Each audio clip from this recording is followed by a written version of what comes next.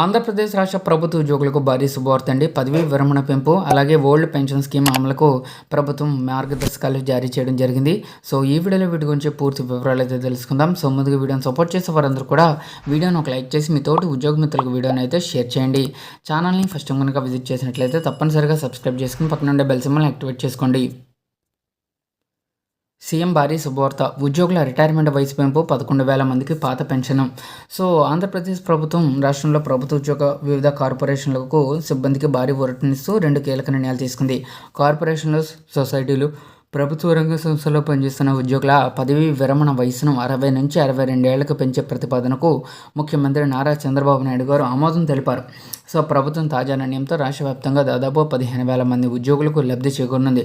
గత ప్రభుత్వ హయాంలో సాధారణ ప్రభుత్వ ఉద్యోగుల రిటైర్మెంట్ వయసును 62 ఏళ్లకు పెంచినప్పటికీ కార్పొరేషన్లు, సొసైటీలు, గురుకులాలు, ప్రభుత్వ రంగ సంస్థల ఉద్యోగులకు దీన్ని వర్తింపచేయలేదు.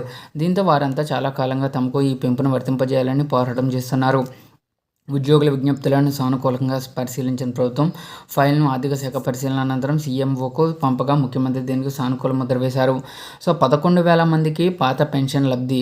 రిటైర్మెంట్ వయసు పెంపుతో పాటుగా కంట్రిబ్యూటర్ పెన్షన్ పథకం అమల్లోకి రాకముందు విడుదలైన నోటిఫికేషన్ ద్వారా ఉద్యోగాలు పొంది అనివార్య కారణాల వల్ల సిపిఎస్ అమలు అయ్యాక విధుల్లో చేరిన ఉద్యోగులకు ఏపీ ప్రభుత్వం తీపి కబురు అందించింది.